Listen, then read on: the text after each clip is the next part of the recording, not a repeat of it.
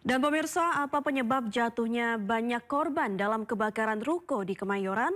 Kita bahas bersama pakar keselamatan dan kesehatan kerja Universitas Indonesia, Profesor Fatma Lestari, bersama rekan Yudi Handoyo dalam program Sindo Prime berikut ini. Yang pertama adalah early warning sistemnya mungkin tidak berfungsi atau tidak efektif dan efisien dalam memberikan alert kepada para penghuni bangunan gedung. Itu yang pertama. Yang kedua, ketika terjadi kebakaran, tentunya kalau sistem proteksi kebakaran berfungsi dengan baik, maka api yang terjadi itu bisa segera langsung dipadamkan. Dan kalau kita lihat begitu banyak nyawa yang melayang, menurut saya juga jalur evakuasi, kemudian proses evakuasi yang mungkin karena ada delay atau tidak ada early warning system atau alarm yang mungkin tidak berfungsi, atau kemudian juga sistem proteksi kebakaran juga tidak berfungsi, maka seluruh faktor-faktor ini menjadi penyebab begitu banyak nyawa yang melayang. Ini merupakan pembelajaran yang menurut saya sangat luar biasa berharganya dan harus ada perubahan transformasi yang luar biasa menurut saya. Kita tidak bisa membiarkan kejadian kebakaran yang menelan korban jiwa dengan jumlah yang sangat banyak ini. Prof, kita lihat gambar ini, Prof. Proses evakuasi dramatis menggunakan tangga. Entah ini tinggi sekali ini dari atap gedung. Dan korban harus, saya pikir ini juga beradu dengan maut ya, sangat-sangat berbahaya sekali tanpa ada kepastian keselamatan, apakah menggunakan rompi keselamatan atau ada tali menyangga, tidak ada sama sekali begitu. Apakah seperti ini adalah sebuah upaya yang menunjukkan bahwa ya warning system tidak berjalan di sebuah gedung tersebut, Prof? Ya, kalau untuk proses evakuasi, memang ketika sebelum terjadi kebakaran itu harus jalur evakuasi itu sudah disiapkan. Ketika sudah terjadi seperti ini, kalau jalur evakuasinya tidak memadai, mulai dari early warningnya yang tidak berfungsi, sistem proteksi kebakarannya juga mungkin tidak berfungsi atau tidak optimal, maka akan menelan korban jiwa. Kemudian jalur evakuasinya juga mungkin tidak dapat jelas terlihat atau terhambat, terhalang, sehingga para penghuni gedung tidak dapat melakukan evakuasi dengan segera dan pada jalur yang tidak membahayakan bagi dirinya. Karena banyak korban, kalau saya lihat ini asapnya ini sangat tebal dan luar biasa. Ini menunjukkan juga smoke controlnya juga tidak ada. Jadi pengendalian dari asap itu tidak juga berfungsi begitu. Jadi banyak sekali faktor yang tidak berfungsi dan tidak bekerja secara optimal di sini. Seharusnya kan ada standar pembangunan sebuah gedung yang ada di Jakarta ini ya, atau di kota-kota besar di Indonesia begitu. Apakah mayoritas gedung di Indonesia, katakan begitu secara umum, ini sudah memenuhi smoke control, warning system?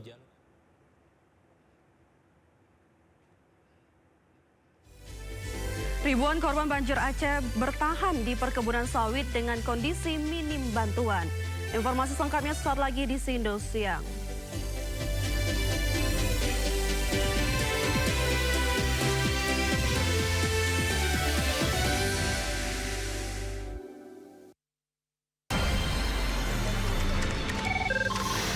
Sumber dari berbagai sumber berita aktual. Informasi, sumber inspirasi. Dari acara deklarasi saji lugas, tegas, dan berkelas. Hasil gelar perkara. Semuanya lengkap di sini. Sindo News TV, Beyond Headlines. Sumber berita aktual tersaji lengkap di sini. 7 pelaku dalam kasus Hezbollah meluncurkan belum tahu kini menjadi ini. Sindo Today, Satres narkoba. hujan deras disertai Mobil rombongan wartawan. Sindosia, Korban meninggal dunia di Indonesia, ada seorang terluka dalam. Sindo Sore, kobaran api besar banjir setinggi 7. Ate berjabat tangan dan berbincang akrab. Sindo Malam, Sindo News TV, Beyond Headline. Ragam peristiwa terjadi di banyak tempat. menelantarkan bayi berusia 3 bulan. Ditemukan narkoba di dalam rumah. Menabrak tiang pipa milik perusahaan minyak dan gas asing. Mengabarkan secara update dan faktual. Warga pun ramai-ramai berjibaku mengevakuasi mobil. Harus menyeberangi sungai Cikaso. Yang menampilkan sejumlah alat yang rusak Setelah nekat meracik obat. Sindo File, setiap Senin sampai Jumat jam 6 sore di Sindo News TV. Bangsa kita akan semakin optimis. Pertumbuhan ekonomi kita sejauh ini relatif baik. Kalau pemeriksaan kesehatan itu dilakukan pada saat orang sudah parah kondisinya, maka biaya kesehatan itu mahal. Tidak ada satupun kecelakaan tanpa didahului oleh pelanggaran. kekerasan jiwa itu akan terus dibawa hingga dewasa. Jangan lewatkan One on One, Senin pukul 9:30 malam di Sindo News TV. Danantara cukup mampu untuk membayar itu, jadi bukan nggak dibayar tangnya, dibayar tapi Danantara. Apakah ada anggaran yang diendapkan di Provinsi Jawa Barat yang harus menyatakannya adalah BPK? Mengedepankan objektivitas dan juga fakta yang ilmiah. Orang-orang yang pantas menjadi polisi, inilah yang sebetulnya gunakanlah hati nuraninya. Membahas setiap cerita dari banyak sudut pandang. Sekolah sangat berperan penting, tidak menerima adanya bullying. Jangan lewatkan Inside Story, Selasa pukul 9:30 malam di Sindo News TV. Di desa ini, banyak harapan yang harus dipendam dalam-dalam. Dulu sungai ini memisahkan kami, memutus banyak asa yang belum terpenuhi. Kini sebuah jembatan kokoh berdiri, menjadi pijakan untuk membangun masa depan. Di atas jembatan itu, banyak mengalir kisah dan harapan yang tak lagi terpisah. Bersama MNC Peduli, menyambung harapan untuk negeri.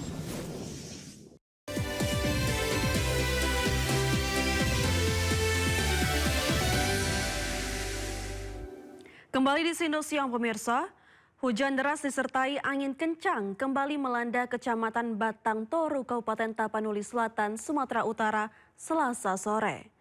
Tingginya intensitas hujan tersebut membuat air sungai Aek Garoga nyaris luber hingga warga panik berhamburan.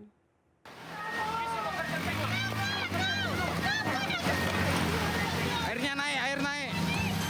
Beginilah detik-detik warga yang berada di posko pengungsian Desa Garoga, Kecamatan Batang Toru, Kabupaten Tapanuli Selatan, Sumatera Utara, berhamburan menyelamatkan diri. Airnya udah naik, air naik. Hal ini terjadi lantaran air sungai Aek Garoga mendadak naik hingga sebatas jalan.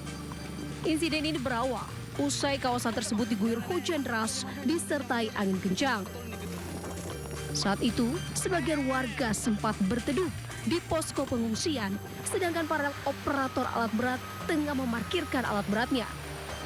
Sementara warga menyelamatkan diri ke tempat yang memiliki lokasi lebih tinggi. Hingga saat ini, warga belum kembali ke Desa Garoga.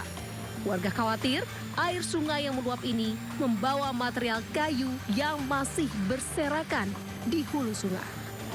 Dari Tapanuli Selatan, Sumatera Utara, Indra Mulia Siagian melaporkan.